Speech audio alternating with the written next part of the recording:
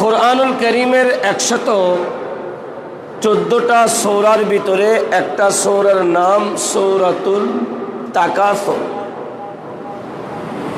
এই সূরা তাকাসুরের আমি নির্দিষ্ট 4টা আয়াতে করিমা পড়েছি। আমার নবীর বেহুদ বেশুমার হাদিসে পাক থেকে একটা কমন হাদিসে পাক পড়েছি। এই সূরার আয়াত এবং হাদিস খানার আলোকে নির্দিষ্ট সময়ে আমি আমার আলোচনা ইতি টানার আশা করছি। আমি যা বলি যা শোনেন আমাদের উভয়কে তা আমল করার আল্লাহ তৌফিক দিন। আর একটু বড় করে আমিন বলা যায়, কারণ গতকালকে আমি বাঁশখালীর ইলসা নামক জায়গাতে মাহফিলে সেটাও বলেছিলাম যে পৃথিবীতে মুসলমান 200 কোটির উপরে আছে। পৃথিবীতে আমেরিকা যেমন ইসরায়েল আর ইহুদি নাসারাদের যেমন ক্ষমতাধর দেশ, তাদেরকে দমিয়ে রাখার মতো মুসলমানদের কান্ট্রির ভিতরে কিছু দেশ আছে যেগুলো একবার হুমকি দিলে এই ইহুদি নাসারা থেমে যেতে বাধ্য। এই রকম মুসলমানদেরও কিছু ক্ষমতাধর দেশ পৃথিবীতে আছে। তার ভিতরে একটা সৌদি আরব, কুয়েত, ইরান, ইরাক, ওমান, কাতার, তুরস্ক। এই দেশগুলো মুসলিম কান্ট্রি, তেলের উপর তারা। এরা যদি আরব কান্ট্রিগুলা বলে তেল ইহুদি নাসারাদেরকে যে তেল দেওয়া বন্ধ করে দেওয়া হবে, তেলের যদি বন্ধ করার হুমকি দেওয়া হয়, এই ইহুদি নাসারা অটোমেটিক ঠান্ডা হয়ে যেতে বাধ্য। কারণ তেল ছাড়া তারা চলার মতো কোনো ক্ষমতা নেই। এই ফিলিস্তিনের জমি গাজাতে প্রতিটা দিন বোমা মারছে। গতকালকেও প্রায় 80 জনের ঊর্ধ্বে মুসলমান শিশু আর যুবক আর মহিলাদেরকে শাহাদাতের শরাব পান করিয়েছে, রক্তের নদী প্রবাহিত করছে। কিন্তু এই ইহুদিদের ষড়যন্ত্রের কারণে মুসলিম কান্ট্রিগুলা যখন হুমকি দিচ্ছে না, তখন তারা আরো বেশি হামলার সুযোগ পাচ্ছে। কারণ একটাই, আমরা মুসলমান মুখে আছি, চরিত্রে ইসলামের আদর্শটা নেই বললেই চলে। বড় করে বলি না নাউজুবিল্লাহ। এই কাজগুলো হওয়ার পিছনে একটা কারণ, আমার নবী বলছেন দুনিয়াটা ইমানদারের জন্য কারাগার, দুনিয়াটা ক্ষেতের জায়গা। যারা দুনিয়াটাকে নিজেদের জান্নাত মনে করবে, এরা কবরের কথা ভুলে যাবে।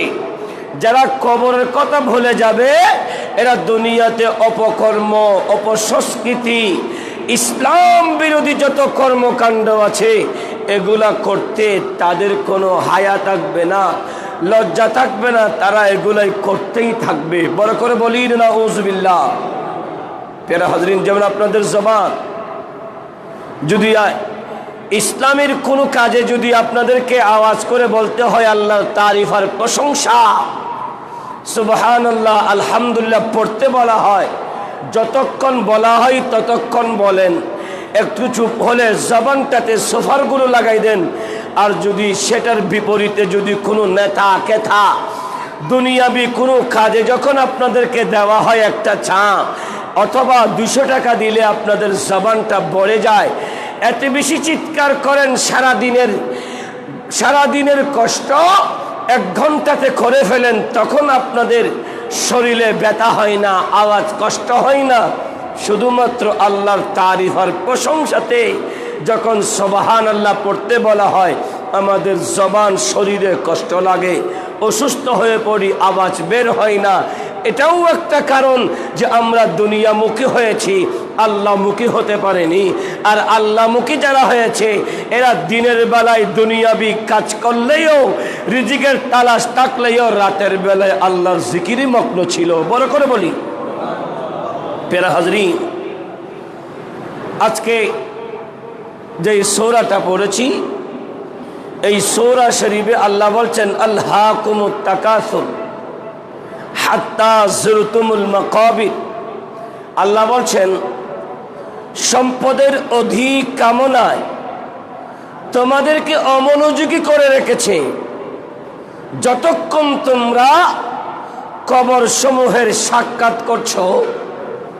কাল্লা সৌফা তা'লামুনা সুম্মা কাল্লা সৌফা তা'লামুন। হ্যাঁ হ্যাঁ শীঘ্রই তোমরা জেনে যাবে, অতঃপর হ্যাঁ হ্যাঁ অবশ্যই শীঘ্রই তোমরা জেনে যাবে। কবর সমূহ এটা কঠিন একটা জায়গা, যেখানে পৃথিবীর কোনো আপনজন চাই না, যেখানে আপনার সাথে দুটা জিনিস চাই, একটা আল্লাহ আর একটা রাসূলুল্লাহ। বড় করে বলি আল্লাহ এবং রাসূলুল্লাহ সাল্লাল্লাহু আলাইহি ওয়াসাল্লাম। আপনাকে সবাই নামিয়ে দেয়, নামানোর আগে সবাই কান্নাকাটি করে, মাটি দেওয়া পর্যন্ত কান্নাকাটি করে, মাটি চাপা দিয়ে বের হওয়ার সময় কান্নাকাটি করে। 3 দিন ঘরে সুখ পালন চলে, 4 দিনা যার যতটুকু সামর্থ্য ওই অনুসারে খাবার তৈরি করে আত্মীয় স্বজন পাড়া প্রতিবেশী গরিব দুঃখীকে খাওয়ানোর পরে আস্তে আস্তে ভুলতে শুরু করে, ভুলে যায়। 40 আসলে তারপর থেকে আস্তে আস্তে ভুলে যায়, 6 মাস হলে আর একটু ভুলে যায়, বছর পেরোলে আর একটু ভুলে যায়। কবরটা পুরাতন হতে থাকে, মানুষের অন্তর থেকে আপনার স্মরণটা উঠে যেতে থাকে। হ্যাঁ জুমার দিনই আসলে একটু জিয়ারা করলেও আপনার স্মরণটা তারা রাখবে না, কিন্তু যেই নবীকে ছেড়ে দিচ্ছেন সেই নবী আবাদুল আবাদ আপনার সাথে থাকবে। বড় করে বলি প্যারা হাজরিন, এই দুনিয়াতে আমরা কবরের কথা ভুলে যাওয়ার, আল্লাহর ইবাদত থেকে অমনোযোগী হয়ে গেছি, কোরআন তেলাওয়াত থেকে অমনোযোগী হয়ে গেছি, জিকির আজকার থেকে অমনোযোগী হয়ে গেছি, ভালো কাজ থেকে অমনোযোগী হয়ে গেছি। আগের কার মুসলমানদের সমাজে একটা সিস্টেম ছিল, কার আগে কে কত বেশি আল্লাহকে রাজি করতে পারে, আল্লাহর রাস্তায় কে কত বেশি খরচ করতে পারে, সেটা নিয়ে প্রতিযোগিতা হতো। কে কার চেয়ে কত বেশি। রমজানের চাঁদ বিদায় নিয়েছে, আমরা ছোটকালে এই পাড়ার যত বন্ধু বান্ধব ছিল এদের মধ্যে আমাদের সাথে একটা প্রতিযোগিতা হতো, কে কতটা কোরআন খতম আমরা দিতে পারি, কে কত হাজার আর কত লক্ষ বার খতমে তাহলিল তথা লা ইলাহা ইল্লাল্লাহ লা ইলাহা ইল্লাল্লাহ জিকিরটা করতে পারি, কে কত বেশি দরুদ শরীফ পড়তে পারি।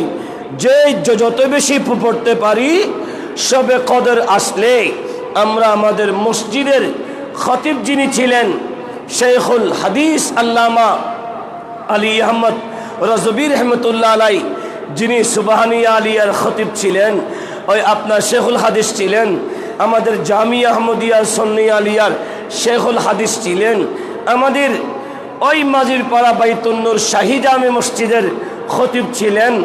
দাদা ডাকতাম, আমরা সবাই দূর দিতাম, বন্ধু বান্ধব 20-25 জন মিলে, দাদু ভাই আমি কোরআন খতম দিয়েছি 5টা, আরেকজন বলে আমি 4টা, আরেকজন বলে আমি 3টা। আবার আমরা বলতাম আমরা 1 লক্ষ বার লা ইলাহা পড়েছি। উনি আমাদের জন্য দোয়া করতেন, হাত বুলিয়ে দিতেন। এই স্পিড ইবাদতের সেই ইবাদতের স্পিডটা বর্তমান সময় আমাদের সমাজের যুবকদের থেকে, বৃদ্ধদের থেকে, মা বোনদের থেকে উঠে যাওয়ায় আজকে মুসলমানদের ঘরে শান্তি নেই, সাম্যতা নেই, বদান্যতা নেই, ভাই ভাইয়ের ভিতরে ভ্রাতৃত্ব নেই, স্বামী আর স্ত্রীর ভিতরে ভালোবাসার উলফত নেই, আত্মীয়তার সম্পর্কের ভিতরে উদারতা নেই, সমাজের ভিতরে মানবতা নেই, একাগ্রতা নেই, শৃঙ্খলা নেই। কারণ একটাই, আমরা ভালো কাজ ছেড়ে মন্দ কাজের দিকে রত হয়েছি। বড় করে বলি নাউজুবিল্লাহ। প্যারা হাজরি, এজন্য রব্বে করিম বলছেন, আল্লাহকুমুত তাকাসুর হাত্তা যুরতুমুল মাকাবির। হে আমার বান্দারা, সম্পদের অধিক কামনায় তোমাদেরকে অমনোযোগী করে রেখেছে, যতক্ষণ তোমরা কবর সমূহের সাক্ষাৎ করছো তথা মৃত্যুর কাল আসা পর্যন্ত।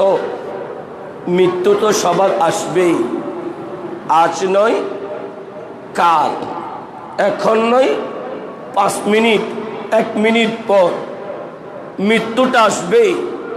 কেউ চিরস্থায়ী দুনিয়াতে থাকা সম্ভব নয়, চলে যেতেই হবে। যাবেন তো যাবেন। বিদেশ থেকে আমার আব্বা যখন 1991 সালে ইরাক আর কুয়েত বিশ্বযুদ্ধের সময় এসে যাচ্ছে, আমার আব্বা কিছু আনতে পারতেছে না, তখন ছোট হিসেবে আমাদের জন্য 4 ভাইয়ের জন্য 4টা ঘড়ি, 4টা গেঞ্জি প্যাকেট করে একটা কম্বল সহ এসেছেন। যখন গিয়ে দূর দিয়ে আব্বাকে সালাম করলাম, বলে কারোর জন্য কিছু আনি নাই, তোমাদের জন্য 4টা ঘড়ি এনেছি। এই এত কষ্টের ভিতরে 4টা ঘড়ি এনেছেন, আমরা আনন্দ পেয়েছি। তো আল্লাহ তো আমাকেই আপনাকে বিদেশে পাঠিয়েছেন, এটা চিরস্থায়ী বাড়ি নয়, এখান থেকে আপনাকেই আমাকে যেতেই হবে। বিদেশ থেকে বিদেশে যাওয়ার সময় পাসপোর্ট লাগে, পাসপোর্টের ভিতরে আখামা লাগে, পতাকা লাগে, আপনাকে যাওয়ার জন্য অনেক সিস্টেম লাগে।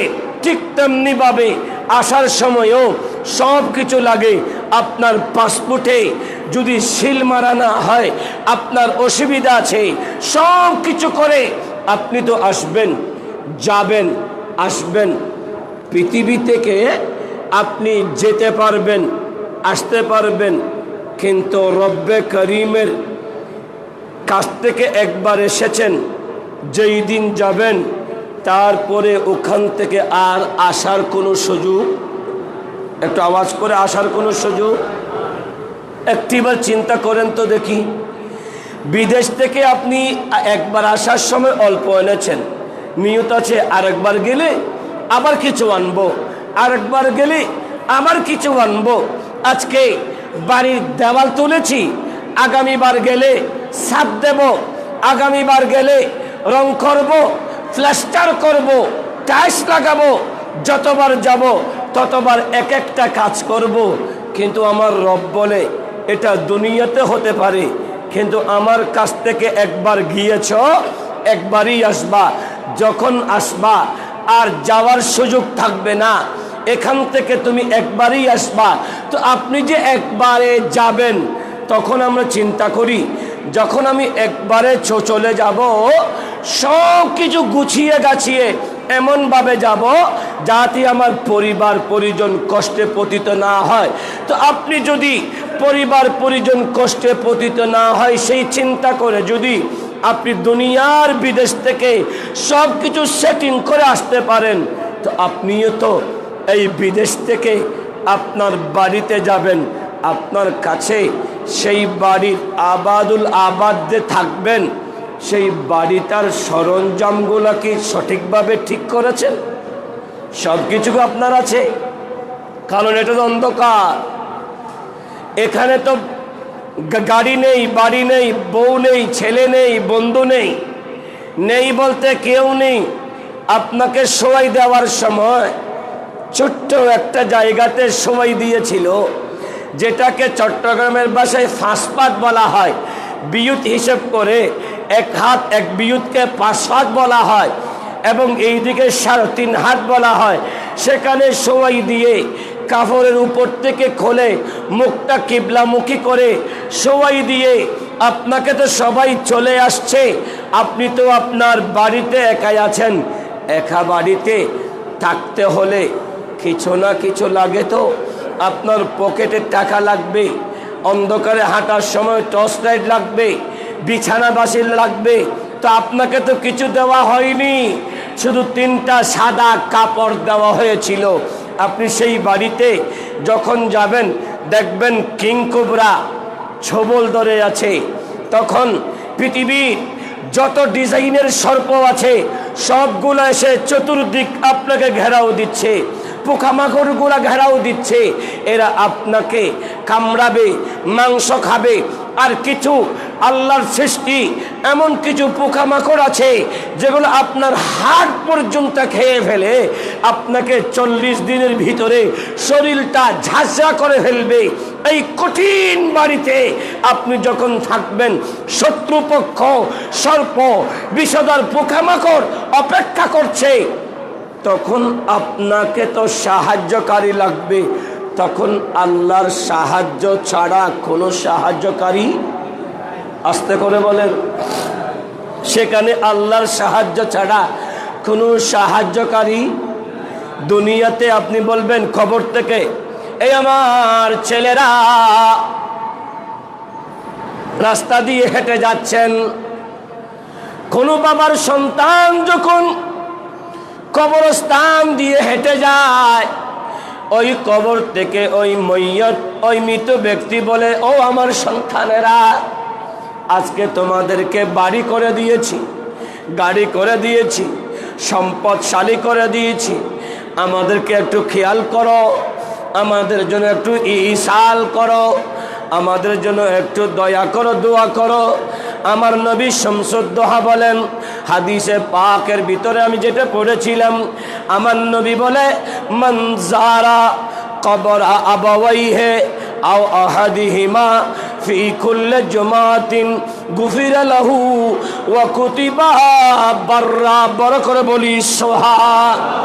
মুমিনু, আমার নবী সরওয়ারে কায়নাত শামসুদ্দোহা সাল্লাল্লাহু তাআলা আলাইহি ওয়াসাল্লাম বলছেন, যে ব্যক্তি তার মা বাবা পিতা মাতা উভয়ের যেই কোনো একজনের কবর প্রতি জুমার দিন জিয়ারত করবে, আবার বলি মা বাবা উভয় হোক অথবা যেই কোনো একজন যারা মারা গেছে ওদের কবর জিয়ারত করবে জুমার দিনে, আমার নবী বলেন তার গুনাহ ক্ষমা করা হবে এবং তাকে পিতামাতার বাধ্য সন্তান হিসাবে রব্বে করিমের দরবারে সাব্যস্ত করা হবে। আর একটা আওয়াজ করে বলেন, হয়তো ফুয়াইবে বেশি বালা, হয়তো মা বাপে ফুয়াইবের জন্ম দিয়ে দি, হয়তো একবারে আসা মা বাবার খলিজের টুরো ফুয়া, মা বাবার সন্তান হিসেবে সাব্যস্ত। যেই সন্তানগুলো জুমার দিনে মা বাবা একজন হোক উভয়ের কবর জিয়ারত করে তাদের ইসাল করবে, আমার নবী শামসুদ্দোহা বলে তাদের গুনাহ ক্ষমা করা হবে ওই সন্তানকে মা বাবার ফরমাবরদার সন্তান হিসেবেই সাব্যস্ত করা হবে। আর একটা আওয়াজ করে বলি, তো এইটা যদি হয়, আমরা সন্তানগুলো আমাদের মা বাবা দাদা দাদির কবর জিয়ারত না করে চলে যায় কেন? তাহলে বুঝে নিতে হবে আমাদের কলবের ভিতরে মরিচিকা পড়েছে।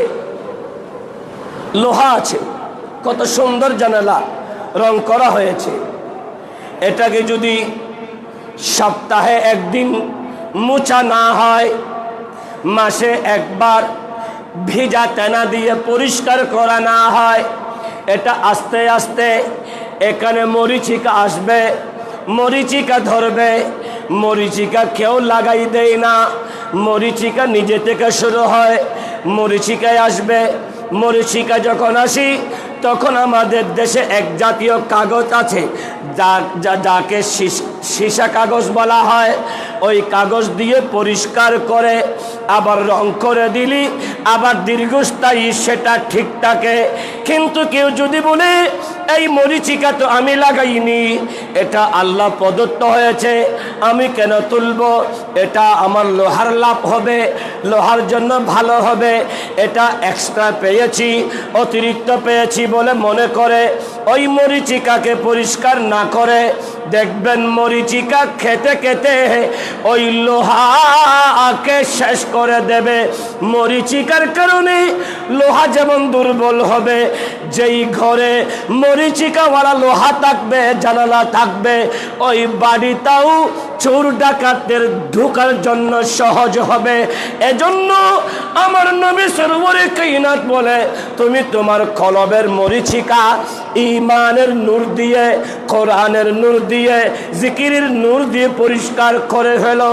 কারণ তোমার কলব যখন আল্লাহর নূরে মুনাওয়ার হবে, এই কলবের কারণে তুমি লা ইলাহা ইল্লাল্লাহ বলে একবার ডাকলে আমার আল্লাহ তোমাকে 70 বার উত্তর দিবে। আর একটা আওয়াজ করে বলি, কারণ তোমার সাথে যখন তোমার রবের সাথে সম্পর্ক হবে, তোমার রব তোমার উপর যখন রাজি হবে, রাদিয়াল্লাহু আনহুম ওয়া রাদু আন, যালিকা লিমান খাশিয়া রাব্বা, যার উপর রব খুশি হয়ে যাবে সেই বান্দাটা কবরে যাওয়ার আগেই তো আহ্বানকারী বলবেন, নম কানাউমাতিল আরুস, হে মাইয়াত, তোমার ছেলে তোমার মেয়েকে বিবাহ দেওয়ার পরে দুলহা দুলহানিয়া যেমন বাসর রাতে বাসর ঘরে আরাম আনন্দে উৎসাহ উদ্দীপনায় উৎফুল্ল চিত্তে আরাম করছে, তাদের চেয়ে আরো বেশি আরামে তুমি তোমার কবরে শুয়ে থাকো। বড় করে বলি, আর একটা আওয়াজ করে।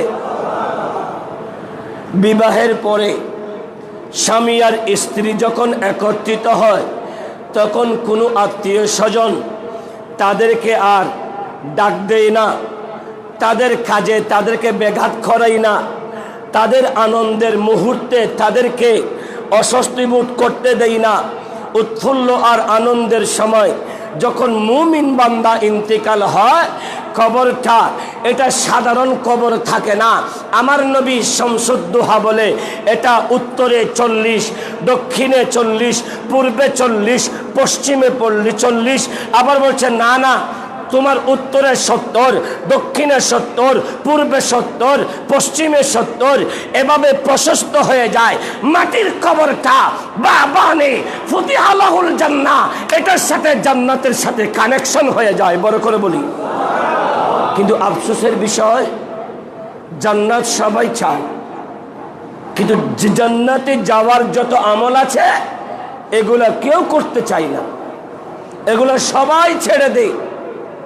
এজন্য জীবনটা পরিবর্তন করা অথবা জরুরি।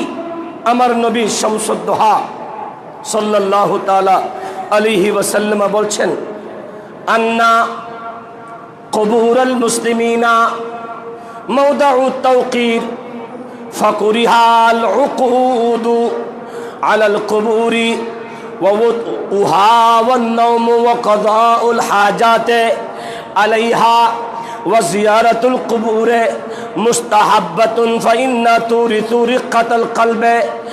মুমিনু, জেনে রাখা দরকার, আমাদের স্মরণ করা দরকার, এই পৃথিবীতে মুসলমানগুলির কবর এটা সম্মানের জায়গা। বড় করে বলি, আর একটা আওয়াজ করে। দেখবেন মানুষ কবরস্থান দেখলে অটোমেটিক তাদের মনটা ছোট হয়, ঘেমে যায়, সালাম করে। পাষাণ হৃদয়ের মানুষ কবরস্থান দেখলে তার অন্তরটা ছোট হয়ে যায়। সে কিছু পারুক আর না পারুক, আসসালামু আলাইকুম ইয়া আহলাল কবুর বলে সালাম করে। কিছু পড়তে না পারলেও আলহামদুলিল্লাহি রাব্বিল আলামিন আর রহমানির রহিম বলে সূরাতুল ফাতিহা পড়ে। বড় করে বলি না, এটা সম্মানের জায়গা। যখন কোনো কবরস্থানে গরু ঢুকে, ছাগল ঢুকে মুসলমানরা বাধা দেয়, আই হায় কি করছিস, এটা কবরস্থান। ভাই, ঘরের ভিতরে সাজসজ্জা যেমন করেন, আপনার আসল বাড়ির এরিয়াটাও সুন্দর করেন। কারণ এই বাড়িতে আপনি যাবেন, আপনার বাড়িতে যেটাকে আপনি সাজসজ্জা করেছেন, আলোকিত করেছেন, রং করেছেন, ডিজাইন করেছেন, চিরস্থায়ী থাকবেন না। আপনি যেই সোফা কিনেছেন, বসেছেন, এটা আমার পছন্দের সোফা, বসেছেন, মৃত্যুর সাথে সাথে সেই সোফাতে আর রাখবে না, বলে ধর ধর ধর নিচে নামিয়ে দে, তার জায়গার সোফাতে হবে না, সেই সেগুন কাঠের পালঙ্কে হবে না, তার জায়গাটা, তার জায়গা যেটা মাটিতে হবে, মাটিতে সবাই দিয়ে সবাই আগরবাতি জ্বালাবে, বলবে আগরবাতির ভিতরে 250 টাকা আছে, 500 টাকা আছে, 1000 টাকা আছে, ওই দামি আগরবাতি এনো না, সস্তা দরবার যেটা আছে 3 টাকা আর 5 টাকার আগরবাতি নিয়ে আসো, সেই আগরবাতিতে জ্বালানো হবে। ছেলে মেয়েকে বলা হবে আমার বাবার কাফনের টাকা আমি দেব। কাফন যখন আনতে যাবে, দামি কাফনের কাপড়, রেশমি কাপড় নিতে দেবে না। আবার কাফনের কাপড়ের ভিতরে 3 ডিজাইনের কাপড় আছে, 1 টাকা, একটা 1000 টাকা দাম, একটা 1500 টাকা দাম, আর একটা 2500 টাকার দাম। 2500 টাকা বললে তখন কষ্ট হয়, 1500 টাকা বললে অনেকেই নেয় আর অনেকেই কষ্ট হয়, আর অনেকেই 1000 টাকা দামের কাফনের কাপড়টা নিয়ে আসে। এই কাফনটা পরিয়ে যখন ওই বন্দাকে তার বাড়িতে নেবে, একটিবার চিন্তা করা দরকার, আমি তো কখনো সস্তা কাপড় পরিধান করিনি, কিন্তু আমি যেই সন্তানগুলোর জন্য এত কিছু করছি, এরাই তো আমার বাবার মৃত্যুর পরে তাদের দাদার কাফনের কাপড় 1000 টাকা নিয়েছে, আমি মারা গেলে তো এরা দামি কাফনের কাপড় নেবে না, সেই রকম সস্তাটাই নেবে। এজন্য বলছে কু আনফুসাকুম, তুমি আগে বাঁচো, নিজে বাঁচলেই তো ও আহলিকুম নারা, পরিবার পরিজনকে জাহান্নাম থেকে বাঁচানোটা সহজ হবে। বড় করে বলি প্রিয় হাজরি, আরো বলছেন এই কবরের উপরে বসা, পদদলিত করা, কবরের উপর ঘুমানো, প্রস্রাব পায়খানা করা, এটা মুসলিম উম্মার জন্য মাকরুহে তাহরিমি, হারাম। বড় করে বলি, আর একটা আওয়াজ করে, কবরস্থানে কেউ কি পায়খানা করে, প্রস্রাব করে? যখন কবরস্থান হয়, মানুষ কোনো কবরের উপর দিয়ে হাঁটে, তার কাছে ভালো লাগবে না, কবরকে পদদলিত করে না। এজন্য কেউ কোনো ব্যক্তি মারা গেছে, বিশাল কবরস্থান, হাজার হাজার মানুষ সেই কবরস্থানে আছে, আপনাকে হাঁটতেই হবে। তখন আমাদের দেশের একটা রসম, লুঙ্গি পরিধান করলে লুঙ্গির নিচে একটা গিট দিয়ে সবাই দরুদ শরীফ পড়ে, অথবা সূরা ফাতিহা পড়ে, অথবা সূরা ইখলাস শরীফ পড়ে পড়ে হাঁটে, যাতে তার প্রত্যেকটা কদমে কদমে কবরবাসীর কবরে সওয়াব পৌঁছে যায়। বড় করে বলি, আর একটু আস্তে করে বলি। প্রিয় হাজরিন, আমার নবী সারোয়ারে কায়নাত শামসুদ্দোহা আরো বলছেন, শোনো শোনো, কবর জিয়ারত করা এটা উম্মতি মুহাম্মাদের জন্য মুস্তাহাব, ভালো কাজ। কারণ কবর জিয়ারত করলে রিক্কাতুল কলবি, কলব অন্তরটা নরম হয়, ওয়াতুযাক্কিরু, মৃত্যুকে স্মরণ করিয়ে দেয়। এজন্য আওয়ামিন আদাবি জিয়ারাতি আইয়াকুমা মুস্তাকবিলাল কবরে মুস্তাকবিলাল কিবলাতি হিযা আল ওয়াজহে ফি হালাতিস সালাম ওয়াদ দুআ। বড় করে বলি, আরো একটু আস্তে করে বলি, কারণ আগেই বলেছিলাম মুসলমানকে আল্লাহর তারিফ প্রশংসা করতে বললে, সুবহানাল্লাহ আলহামদুলিল্লাহ পড়তে বললে শরীরে শক্তি কমে যায়, আর দুনিয়াবি কর্মকাণ্ডে চিৎকার করতে বললে বড় আওয়াজ হয়ে যায়। এজন্যই ফিলিস্তিনের ভিতরে শত শত মুসলমানকে শহীদ করে দিচ্ছে। আমরা কোনো কথা বলছি না, আমাদের আওয়াজ নেই। সারা পৃথিবীর মুসলিম উম্মাহ যদি একসাথে বলে এই ইহুদি নাসারা তোদের জন্য তেল বন্ধ করে দেওয়া হবে, তোদের আসা যাওয়া বন্ধ করে দেওয়া হবে, আর অ্যাটম বোমের আঘাত করতে হবে না, শুধুমাত্র পৃথিবীর আরব কান্ট্রিগুলা তেল বন্ধের হুমকি দিলে এই ইহুদি নাসারা আর ঠান্ডা হতে বাধ্য হবে, ঠিক কিনা? কিন্তু তারা হয় না কেন? কারণ এই আরবের মানুষগুলোকে এই ইহুদি নাসারারা নারীর লোভে ফেলেছে। কারণ বাদশাহ হারুনের আমল, বাদশাহ আজকে আমাদের হাতে কিছু নেই, কিন্তু পৃথিবীর যত কিছু বৈজ্ঞানিকভাবে যত আবিষ্কার হচ্ছে, যত জিনিস আবিষ্কার হচ্ছে, এই ইতিহাস দেখুন না, তারিখের কিতাব দেখুন, পৃথিবীতে ইহুদি নাসারা যত কিছু তৈরি করতেছে এগুলা তাদের ছিল না, এগুলা মুসলমানদের ছিল। বাদশাহ হারুনের যুগে, ওই সময় বাদশাহ হারুনের ইন্তিকালের পরে তার সন্তান যখন মসনদে বসলো, ওই সময় বাদশাহ হারুনের ছেলেকে এই ইহুদি নাসারারা নারীর লোভ দিয়ে, কারণ মুসলমানদের ভিতরে যারা গাওয়া খানেওয়ালা, গাওয়া চিনেন? গাওয়া চিনেন? যারা বিদেশে থাকে তারা চিনে। গাওয়া খানেওয়ালা, খেজুর খানেওয়ালা, এরা 90 বছর হলেও এদের শক্তি কমে না। শক্তি থাকে যেটা আমরা বাঙালিদের নেই। বাঙালি 40 বছর হলে আমাদেরকে ডাক্তারের কাছে গিয়ে ওষুধ নিতে হয়, আর যারা ঘাওয়া খানেওয়ালা, খেজুর খানেওয়ালা, এদের ওষুধ খেতে হয় না।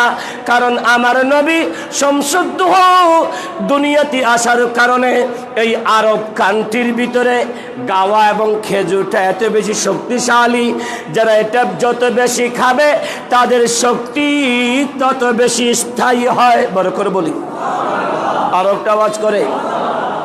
এজন্য আমরা যখন উমরাতে যাই, ওই সময় আমি শুধু জমজমের পানি এবং খেজুর খাই। একদিন উমরা করতে করতে, এই গত আমি তো আসলাম মাত্র 24 তারিখে, আমি আসার সময় সারা রাতে উমরা করতে করতে সাহারির সময় শেষ হয়ে যাচ্ছে। এখন উমরা শেষ করতে গেলে সাহারি খাওয়ার সুযোগ হবে না, সাহারি খেতে গেলে আমার উমরাটা হবে না। এখন মনে মনে ভাবলাম কি করতে পারি। হুট করে মুস্তাফার হাদিসে পাকটা এসে গেছে, আমার নবী বলে জমজমের পানি খাও, জমজমের পানিটাও খোদা মিঠিয়ে দেবে। বড় করে বলি, জমজমের পানি খাও, খোদা মিঠিয়ে দেবে। জমজমের পানি খেয়েছি। যখন সাফা মারওয়া সাই করার সময় ইন্নাস সাফা ওয়াল মারওয়াতা মিন শাইরিল্লাহ পড়ে যখন সাই করতেছিলাম, এক আজমি মনে হয় এসে 2টা খেজুর দিয়েছে। খেজুরগুলা খেয়ে জমজমের পানি 3 গ্লাস খেয়ে যখন নিয়ত করে ফেলেছি, ওয়াল্লাহ ওয়াল্লাহ ওয়াল্লাহ, সারাটা দিন যে আমি কিছু খাইনি সেটা আমার হুঁশ ছিল না। আমার শরীরটা একেবারে পাকাপুক্ত ছিল, পরিপূর্ণ ছিল। আমি এই রোজা রেখে তাওয়াব করেছি 2টো, তারপরেও আমি 1টা সেকেন্ডের জন্য ক্লান্ত হয়নি। ইফতারের পরে সেই ক্লান্তটা বুঝতে পারছি। হায় চিন্তা করলাম, দয়াল নবী যে উম্মতের জন্যে জমজম দিয়েছে, আম্মাজান হাজেরা আলাইহিস সালাতু ওয়াস সালাম হযরতে সাইয়্যিদুনা ইসমাইল আলাইহিস সালামের বদৌলতে যেই জমজমটা পেয়েছি, এটা উম্মতের জন্য বড় নিয়ামত। বড় করে বলি, এখন আমাদের সেই নিয়ামতগুলোর স্মরণ না করার কারণে আজকে আমরা অনেক কিছু থেকে পিছিয়ে, অনেক দিক দিয়ে পিছিয়ে। প্যারা হাজরিন, আজকে মুসলমানদেরকে ঐক্যবদ্ধ হওয়া, অস্ত্র দিয়ে যুদ্ধ করতে হবে না। মুসলমানদের সমাজ ঐক্যবদ্ধ হয়ে একসাথে সবাই যদি এক বাক্যে হুমকি দেয়, পৃথিবীতে ইহুদি নাসারা একটা জাতকে ভয় পায়, সেই জাতের নাম মুসলমান। ঠিক কিনা? একটা আওয়াজ করে বলি। ইতিহাস বলছে বদরের যুদ্ধে 313 জন ছিল। অস্ত্র ছিল না, ঘোড়া ছিল না, ওই তীরন্দাজ ছিল না, উঠার শক্তিশালী অস্ত্র ছিল না, কিন্তু মুসলমানদের অন্তরে আল্লাহর অগাধ ভালোবাসার বিশ্বাস ছিল, আল্লাহর সাহায্য কামনা করেছিল। দয়াল নবীর উপরে ইস্তেকামত থেকে দয়াল নবীকে মেনে যখন মাঠে নেমেছে, রব্বে করিমের কোরআনের আয়াত অবতীর্ণ হয়েছে, ওয়ালাকাদ নাসারাকুমুল্লাহু বিবদরিন ওয়া আনতুম আযিল্লা। আল্লাহর সাহায্য এসে গেছে। জবলে মালাইকা, পাহাড়ের পাথরের পাহাড়ের উপরে 5000 ফেরেশতা আল্লাহ অস্ত্র শস্ত্র দিয়ে জিবরাইল আলাইহিস সালামকে সেনাপতি করে যুদ্ধে প্রেরণ করেছেন। আর যেই পাহাড়ে ফেরেশতারা নেমেছে, সেই পাথরের পাহাড়টা এখন বালুতে রূপান্তরিত হয়েছে। আর আওয়াজ করে, এটার নাম হলো জবলে মালাইকা, ফেরেশতাদের পাহাড়। সবাই উঠতে পারে না। আমি যখন আমার হাজিগুলাকে নিয়ে যাই, জবলে মালাইকাতে নিয়ে যাই, জবলে মালাইকা পাথরগুলা আপনার ওই বালিগুলা একটু উত্তপ্ত, কিন্তু যখন কোনো মুসলমান আল্লাহর দয়া পাওয়ার আশায় পাহাড়ে উঠতে চায়, আপনি দেখবেন সেই উত্তপ্ত বালিময় পাহাড়টা মুসলমানদের জন্য ঠান্ডাতে পরিণত হয়। আর একটা আওয়াজ করে বলেন, সেই জবলে মালাইকাতে ফেরেশতারা নেমে সাহায্য করেছেন। সাহাবী কিরামেরা বলতেছে, যুদ্ধ চলতেছে, আমাদের অস্ত্র শস্ত্র নাই, দুশমনানি রাসূল, দুশমনানি ইসলামেরা হামলা করতেছে, অনেকভাবে হামলা করতেছে। এদের অস্ত্র শস্ত্র ভারী ছিল। আমরা প্রথমে ভীত ছিলাম। দেখতে পাচ্ছি শুধু তরবারির আওয়াজ, ঘোড়ার আওয়াজ, কাউকে দেখতে পাই না। শুধু তরবারির আঘাতে আঘাতে এই ইহুদি নাসারা জাহান্নামে যাচ্ছে, আর মুসলমানরা বিজয় হয়ে গেছে।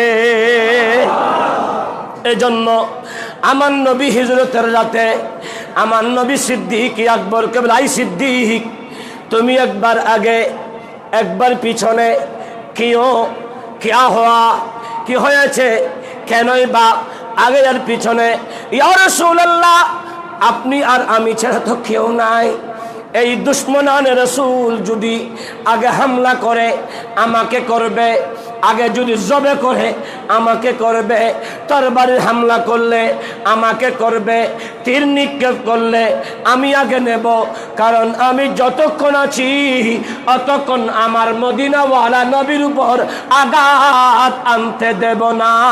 এজন্য আমার আল্লাহ বলে, ওয়াল্লাযী জাআ বিসসিদকি ওয়া সাদ্দাকা বিহি উলাইকা হুমুল মুত্তাকুন। আর একটা আওয়াজ করে বলি, প্যারা হাজরিন, এজন্য বুঝাতে চাচ্ছিলাম, আমার নবী শামসুদ্দৌলা সিদ্দিক, তুমি চিন্তা করো না, আমি আর তুমি শুধু নয়, আমি তোমার মাঝখানে আমার রব আল্লাহ আছে। যাদের সাথে আল্লাহ আছে তাদের কোনো ভয় বলে না, তাদের কোনো ভয়। এজন্য কোরআনের আয়াত, লা খাউফ, কোনো ভয় নেই ইমানদারদের জন্য, আল্লাহর ওলিগণের জন্য। ওলি কারা হবে? ইমানদাররা হবে। ওলি হওয়ার জন্য কিছু সার্টিফিকেট দরকার। 1 নম্বর, ওলি হওয়ার জন্য ওনার আকীদা, ওনার আকীদাটা আহলে সুন্নাত ওয়াল জামাত তথা মা আনা আলাইহি ওয়া আসহাবির অন্তর্ভুক্ত হতে হবে। যাদের আকীদাগত আহলে সুন্নাত ওয়াল জামাতের হবে এরাই আল্লাহর ওলি হবে। 2 নম্বর, তার কাছে শরীয়তের জ্ঞান, তরিকতের জ্ঞান, হাকিকতের জ্ঞান, অর্থাৎ ইলমে নাফে থাকবে, ইলমে আসরার থাকবে, ইলমে আতাই থাকবে, ইলমে শরীয়তের জ্ঞান থাকবে। তার মুরিদ ভক্তরা যখন কোনো একটা প্রশ্ন করবে ওই প্রশ্নের সঠিক উত্তর দেওয়ার ক্ষমতা তার কাছে থাকবে। বড় করে বলি, আওয়াজ করে বলেন। 3 নম্বরে, ওই ব্যক্তি এমন হবে যার দিকে তাকালে আমার রবের কথা স্মরণ হবে। অর্থাৎ ওই আল্লাহর ওলি তার আশেক ভক্তদেরকে নামাজের তাকিদ দিবে, কোরআনের তাকিদ দিবে, জিকিরের তাকিদ দিবে। আর যেই মুরিদেরা হক্কানি আল্লাহর ওলির হাতে হাত রাখবে তাদের চরিত্রটাও ওই ওলিউল্লাহর মতো হবে, অহংকার থাকবে না। এজন্য বলি, শুধু আপন পীরের কথা বলার আগে আপন পীরের আদর্শ আমার আপনার কাছে আছে কিনা চিন্তা করতে হবে। কারণ আমি যেই পীরের মুরিদ হয়েছি ওই পীরের আদর্শ কি? উনি কাউকে ছোট করে না, উনি কারো বিরোধিতা করে না, উনি কারো বিপক্ষে বলে না, উনি নামাজ ছাড়ে না, উনি তাহাজ্জুদ ছাড়ে না, উনি কোরআন তেলাওয়াত ছাড়ে না, উনি জিকির ছাড়ে না, ওনার জবান দিয়ে ফাহেসে কথা বের হয় না, উনি কারো অনিষ্ট করে না। আমি যদি সেই পীরের মুরিদ হয়ে থাকি আমার কাছেও সেই আদর্শগুলা বাস্তবায়িত হতে হবে, ঠিক কিনা?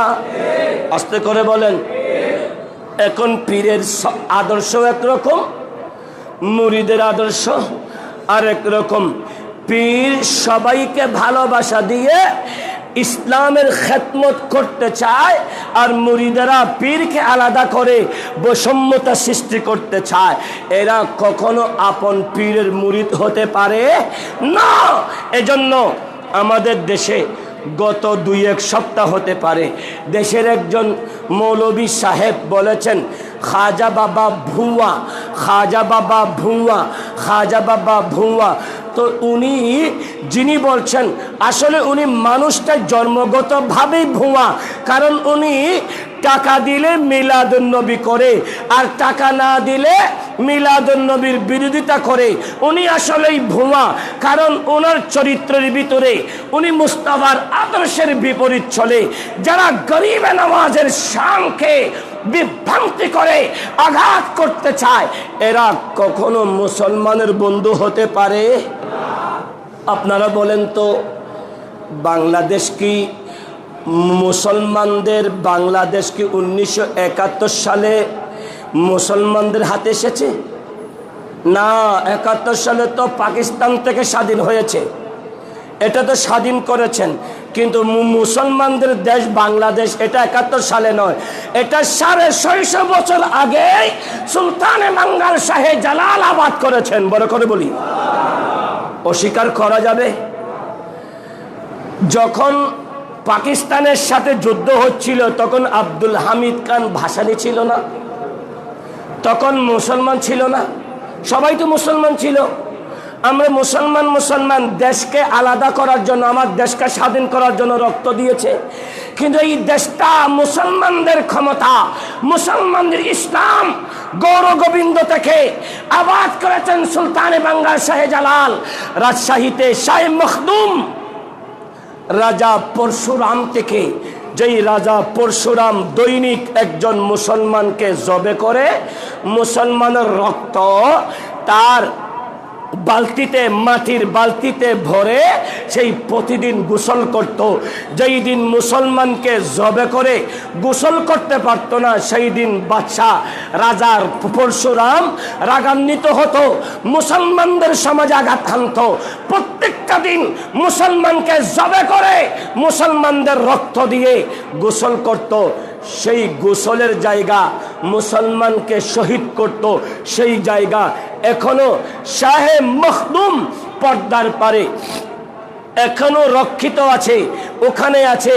আর তার পাশেই শাহে মখদুম, উনি এসে পরশুরামকে ধ্বংস করে রাজশাহীর জমিনটা আবাদ করেছেন, রংপুরের জমিনে হজরতে নিয়ামতুল্লাহ শাহ রহমতুল্লাহ আবাদ করেছেন, এই বাংলাদেশের চাটগ্রামের জমিনে হজরতে বারাউলিয়া আবাদ করেছেন, সুলতানুল আরিফিন বায়েজিদ বুস্তামি এসে আবাদ করেছেন। ওনাদের বাড়ি এক জায়গায়, এসেছেন বাংলাদেশে। কেন? ইনারা আওলাদে সাদাত। আর আমার নবী বলেছেন কিয়ামত পর্যন্ত তোমাদের জন্য দুটা জিনিস দিয়ে যাচ্ছি, কিতাবুল্লাহ ওয়া ইতারাতি, আল্লাহর কোরআন এবং আমার আহলে বাইত। এই আহলে বাইতের রাসূলেরা কিয়ামত পর্যন্ত ইসলাম আবাদ করবেন। বড় করে বলি প্যারা হাজরি আলোচনা। এখানে আজকে 18টা হাদিস আছে। আমি অনলি একটা হাদিস আলোচনায় ছিলাম, আলোচনা শেষ করা যাবে না। আগামী জুমাতে এখান থেকেই আলোচনা আরম্ভ হবে। শুধু মনে রাখতে হয় আপনার আমার বাড়িটা খুবই সংকীর্ণ। যদি ভালো কাজ নিয়ে যান, এটা পৃথিবীর চেয়ে বড়। বড় করে বলি জিবরাইল জান্নাতের আল্লাহর কাছে বলে, আল্লাহ জান্নাতটা কত বড়। আল্লাহ বলে, যাও ৬০খানা পাকা খোলে। জিবরাইল শুরু করেছেন, ক্লান্ত হয়ে গেছেন, তারপরও যে জান্নাতের শেষ সীমা পাইনি। তো আল্লাহ বলে, ও জিবরাইল, এটার নাম জান্নাত, এটা আমার মুস্তাফার উম্মতের জন্যে, আপনাদের জন্যে। এজন্য ভালো কাজ করে ওই সংকীর্ণ মাটির বাড়িতে গেলে, ভালো কাজের কারণে মাটির বাড়িটা জান্নাতের বাগান হবে। এই বাগান করার জন্য জীবনটা পরিবর্তন করুন।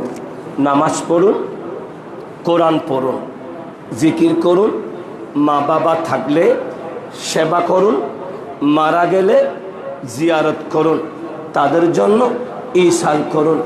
ছেলেকে যদি বিস্কিট আর চকলেট খাওয়ার জন্য পার ডে প্রতিদিন 50 টাকা দিতে পারেন, তো যে মা বাবার রক্তের বিনিময়ে আপনি এসেছেন, তাদের ইসালের জন্য আপনি আল্লাহর ঘরে 50 টাকা দিতে পারেন না সপ্তাহে?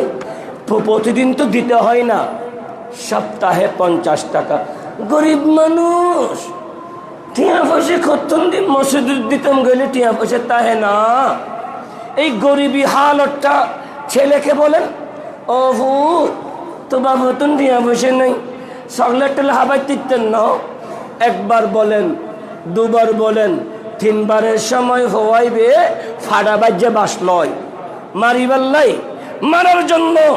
আর যেই মা বাবা এত কষ্ট করেছেন, ওনার এই সালটা করলে জমাতে নতুন একটা 20 টাকা দিতে পারেন না? গোটা 3000 মুসল্লি মিলে যদি 10 টাকা করে দিলেই তো অনেক টাকা হয়। তো সব মিলিয়ে হয় না কেন? তোরা বুঝলাম অনেকে টাকাও নিয়ে আসে না, কারণ জুমার দিন তো ব্যাগ লাগবে না। তো ওই বাজারে যাওয়ার সময় ব্যাগের কথা মনে পড়ে, মসজিদে আসার সময় ব্যাগ কেন নিতে হবে? টাকা খরচ হবে না? নিতে অনেকে বলে যায়, এখন থেকে ভুলবেন না, মিনিমাম 20 টাকা করে নিয়ে আসবেন। অনেকে বলে হুজুরটা আসছে পর্যন্ত এই প্রতিদিন বলে টাকা টাকা। এটা কি হুজুরের জন্য? হুজুরের তো টাকা চাইনি। আপনারা ঈদের দিন তো হাদিয়া দিয়েছেন আমাকে 4000, আপনারা আমাকে বকশিস করেছেন সবাই মিলে 500, 4500। এটা তো আমি এখান থেকে বের হলে আমার গাড়িতে তেল লেগেছে 5500, কারণ আমি আমার গাড়িতে 2 দিনের জন্য তেল ভরেছি 5500। তো আমি আমার জন্য চাইনি, আমি চেয়েছি আপনাদের জন্য। দেখেন তো, এটা এখনো কাজ আরম্ভ হয়নি। কাজগুলো করতে গেলে অনেক টাকা দরকার, টাকাটাও এখানে আর অন্য কোথাও থেকে আসবে না, আমরা আপনারা তো দেব। তো আমি গরিব হিসেবে যদি আমি প্রতি জুমাতে 100 টাকা দিতে পারি, তো আপনারা কোটিপতিওয়ালা যারা আছেন, আপনারা পারেন না? 50 টাকা 20 টাকা করে যদি সবাই দিয়ে থাকি, 10 মিলে করি কাজ, হারি যেতে নাহিলাজ। হারবেন না, জিততেই থাকবেন। এসি লাগাতে হবে, 2য় তলার দেওয়ালের কাজ, টাইসের কাজ করাতে হবে। আসুন না ভাই, হজের চাঁদ দেওয়া শুরু করুন। এখানে জৈতুন নাহার মহিলা আল্লাহর ঘরের জন্য 500 টাকা দিয়েছে।